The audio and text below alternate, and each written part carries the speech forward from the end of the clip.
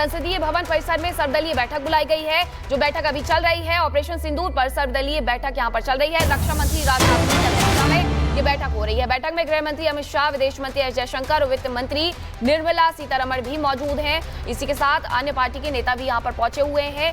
संसद भवन की लाइब्रेरी में दरअसल ये मीटिंग बुलाई गई है, जहां पर चर्चा हो रही है। ऑपरेशन सिंदूर को लेकर के जानकारी साझा की जा रही है और इसी के साथ कई अन्य रणनीति पर भी यहां पर बातचीत होगी। संसदीय भवन परिसर में ये सर्वदलीय बैठक जारी है। ऑपरेशन सिंदूर पर ये बैठक हो रही है। पहलगाम हमले के बाद भी ये बैठक हुई थी। उसके बाद अब ऑपरेशन सिंदूर पर यह बैठक हो रही है। रक्षा मंत्री राजनाथ सिंह इसकी अध्यक्षता कर रहे हैं और इस बैठक में गृह मंत्री अमित शाह, विदेश मंत्री एस जयशंकर, वित्त मंत्री निर्मला सीतारमण, जेपी नड्डा भी मौजूद हैं। तस्वीरें सामने आ गई हैं और साथ ही आपको कांग्रेस की तरफ से खड़गे और राहुल गांधी भी नजर आ जाएंगे। तमाम जो नेता हैं वो पहुंचे हुए हैं। सुबह 11 बजे का वक्त था और इसी के अनुसार ये मीटिंग अब शुरू हो गई है। मीटिंग के जो तस्वीरें हैं वो अब अंदर से सामने आ रही है कि जो ऑपरेशन सिंदूर हुआ है उस पर सभी नेताओं की तरफ से सरकार को सर्वसम्मति से ये कहा गया था कि वो साथ में सरकार के खड़े हुए हैं। और अब इसी के बाद प्रियंका ये मीटिंग बुलाई गई है ताकि और चर्चा हो सके। तो ये बड़ी खबर आपको बता रहे हैं, सुबह 11 बजे ही मीटिंग शुरू हो चुकी थी। अब से कुछ देर पहले मीटिंग शुरू हुई थी। संसदीय भवन परिसर में सर्वदलीय बैठक जारी है। ऑपरेशन सिंदूर पर सर्वदलीय बैठक चल रही है। रक्षा मंत्री राजनाथ सिंह की अध्यक्षता में बैठक हो रही है। बैठक में गृह मंत्री अमित शाह, विदेश मंत्री एस जयशंकर, वित्त मंत्री निर्मला सीतारमण, तमाम बड़े दिग्गज नेता मौजूद हैं। साथ ही विपक्षी खेमे की तरफ से भी बड़े चेहरे इस मीटिंग में आपको दिख जाएंगे। ये दो तस्वीरें, कल ऑपरेशन सिंदूर को अंजाम दिया गया और आज सर्वदलीय बैठक, जिसमें ये चर्चा हो रही है, बताया जा रहा है, बातचीत हो रही है कि कैसे उस ऑपरेशन को अंजाम दिया गया और ऐसे समय में भारत को एकजुट ही रहना चाहिए। उसी की तस्वीर भी साफ तौर पर देखने को मिल रही है। उत्तर प्रदेश के मुख्यमंत्री योगी आदित्यनाथ ने कहा कि विकसित भारत का रूप कल ही आपने देखा होगा। भारत किसी को छेड़ता नहीं है, अगर किसी ने सेंध लगाई तो उसको छोड़ता नहीं है, घुसकर मारता है। सुनिए। विकसित भारत कैसा है इसकी झलक कल भी आपने देखी होगी। याद करिए, विकसित भारत किसी को छेड़ता नहीं है। विकसित भारत अनावश्यक रूप से किसी के कार्यों में हस्तक्षेप नहीं करता है और ये तो इतिहास रहा है हमारा। बेवजह हमने किसी देश के कार्य में कभी भी हस्तक्षेप नहीं किया, लेकिन अगर कोई हमारे आंतरिक मामलों में हस्तक्षेप करके हमारे नागरिकों को छेड़ता है, उनकी सुरक्षा में सेंध लगाता है, तो नया भारत जो विकसित भारत की आधारशिला बन चुका है वह उसको छोड़ता भी नहीं है, उसकी मांद में घुस करके उसको जवाब देता है। और कल आपने भारत की ताकत का एहसास दुनिया ने भी किया है।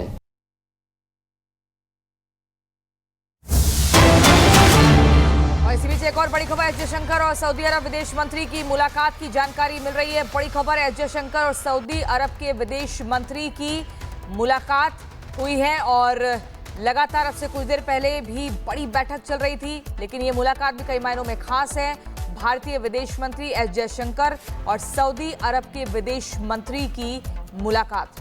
पाकिस्तान से तनाव के बीच दिल्ली में ये अहम मुलाकात और उस मुलाकात की तस्वीर आपके टीवी स्क्रीन पर हम दिखा रहे हैं। ये दिल्ली में ही बड़ी बैठक भी एक तरफ चल रही है, दूसरी तरफ ये मुलाकात जिसमें सऊदी अरब के विदेश मंत्री और भारतीय विदेश मंत्री एस जयशंकर।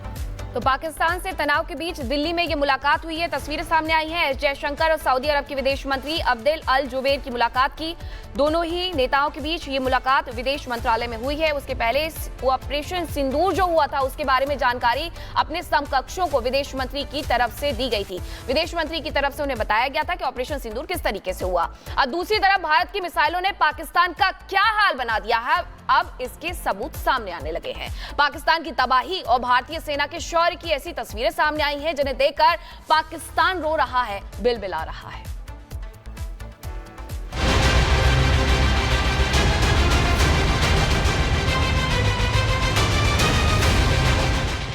जो पाकिस्तान ये सोच रहा था कि भारतीय सेना शांत रहेगी, पहलगाम का क्या ही इंतकाम लेगी, उस पाकिस्तान का भारतीय सेना ने ऐसा हाल कर दिया है कि पाकिस्तान में आज तबाही ही तबाही नजर आ रही है। ये जो आप तस्वीरें देख रहे हैं, ये मुरीदके की तस्वीरें हैं। मैक्सर टेक्नोलॉजी से ली गई सैटेलाइट तस्वीरें हैं, जिसमें भारत के हमले के पहले और हमले के बाद के मंजर को दिखाया गया है। अब दूसरी तस्वीर देखिए। ये सैटेलाइट तस्वीर बहावलपुर की जामिया मस्जिद की है।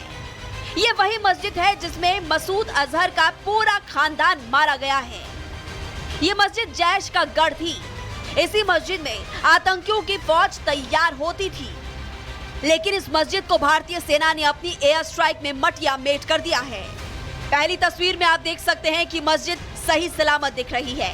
मस्जिद का गुम्बद दिखाई दे रहा है, जबकि हमले के बाद वाली तस्वीर में मस्जिद का गुम्बद क्षतिग्रस्त नजर आ रहा है। मस्जिद से कुछ ही दूरी पर बना एक ढांचा भी पूरी तरह से तबाह नजर आ रहा है। ये वो सबूत हैं जो भारतीय सेना के शौर्य और पराक्रम को दिखा रहे हैं। दुनिया को ये बता रहे हैं कि भारत पर बुरी नजर डालने वाले का भारतीय सेना क्या हाल करती है। लेकिन दुर्भाग्य की बात तो यह है कि कांग्रेस सांसद इमरान मसूद ऑपरेशन सिंदूर का सबूत मांग रहे हैं। सहारनपुर से कांग्रेस सांसद इमरान मसूद कह रहे हैं कि कितने आतंकी मारे गए, भारतीय सेना इसकी घोषणा करे। एयर स्ट्राइक में पाकिस्तान को कितना नुकसान हुआ, ये सरकार को बताना चाहिए। तो हमने कहा था कि आतंकवादियों का खुलासा होगा तो दिल को तसल्ली होगी। आतंक के ऊपर चोट के अंदर कितने लोग मरे, इसका खुलासा हो रहा है तो तसल्ली हो रही है दिल को कि हाँ, जड़ से हमें समूल नष्ट करना है। मैंने इतना ही तो कहा था। जब से कांग्रेस सांसद इमरान मसूद ने एयर स्ट्राइक में हुए नुकसान का सबूत मांगा है, देश में एक नई बहस छिड़ गई है। बीजेपी ने तो कांग्रेस पर खुलकर हमला भी बोल दिया है।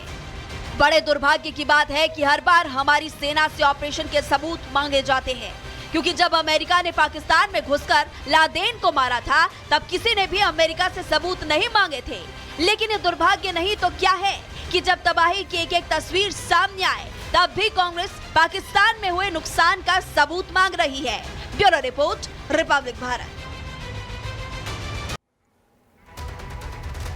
और इसी बीच आपको बता दें कि देखिए तस्वीरें दिखा रहे हैं हमारे साथ कैप्टन इंद्रजीत सिंह भी हैं। सर आप इधर आ जाइए, इस तरफ आ जाइए। ये तस्वीरें हम दिखा रहे हैं, दिल्ली में एक अहम मुलाकात चल रही है पाकिस्तान के साथ तनाव के बीच। ये मुलाकात जहां पर सऊदी अरब के विदेश मंत्री और भारतीय विदेश मंत्री एस जयशंकर, इस मुलाकात के सर क्या कुछ मायने निकाले जाए?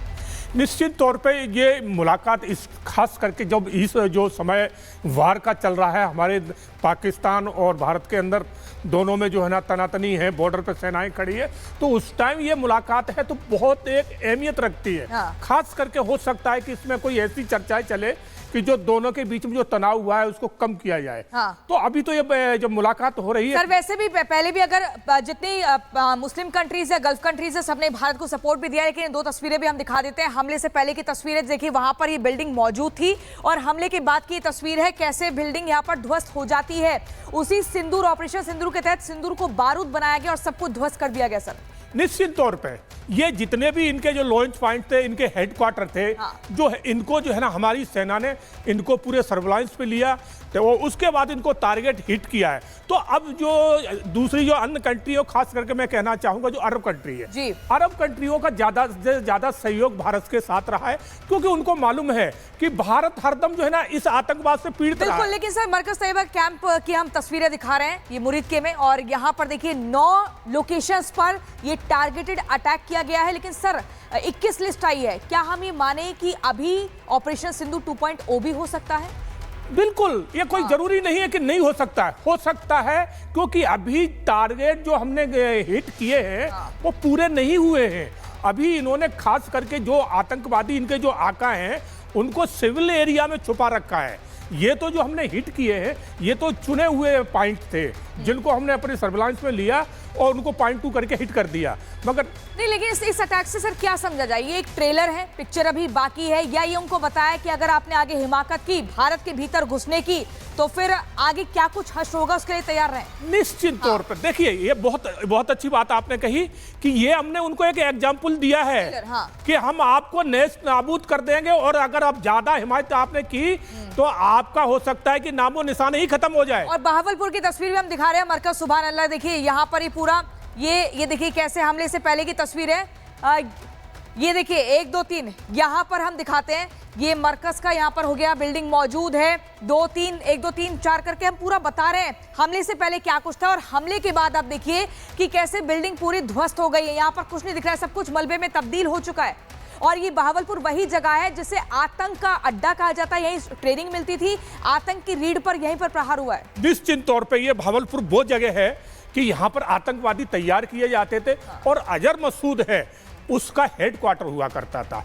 और जितने भी ट्रेनिंग्स यहाँ होते थे और ट्रेनिंग के बाद इनको जो है ना लॉन्च पॉइंट पे इनको वहां डिप्लॉय किया जाता था। तो ये बड़ी अहमियत रखता था, यहाँ से बड़े जश्न मनाया करते थे।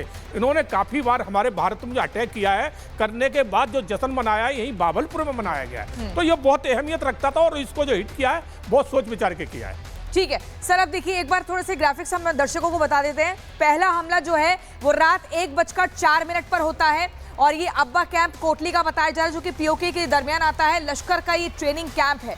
ये पहला हमला रात 1:04 पर आधे घंटे तक लगातार स्ट्राइक चलती है। लेकिन सर इस कैंप के बारे में थोड़ा बताएं। बिल्कुल, ये जो कोटली ये जो कैंप है ना, यहाँ भी अक्सर ट्रेनिंग हुआ करती थी। जी जी, ट्रेनिंग के दौरान यहाँ पर ज्यादा से ज्यादा वो लाए जाते थे, खास करके जो है ना अंडर ट्रेनिंग है। और यहाँ से तैयार करने के बाद इनको फिर जो है ना आतंकवादी गतिविधियों के लिए जगह जगह भेजा जाता था। तो ये भी जो है ना बहुत अहमियत रखता था। और इसीलिए इसको भी हमारी पूरी। सर अब मैं दूसरा यहाँ पर हमला बताऊंगी। रात 1:06 पर होता है और इसकी ड्यूरेशन रहती है 1:10 पर। ये दूसरी लोकेशन है, मरकज तैयबा कैंप मुरीद के पार्क में आता है। लश्कर का ये हेडक्वार्टर बताया जाता है जिसका अभी हम जिक्र भी कर रहे थे, इसके बारे में बताएं सर। बिल्कुल, मरकज जो है ना ये इनका लश्कर जो तैयबा है उनका हेडक्वार्टर था।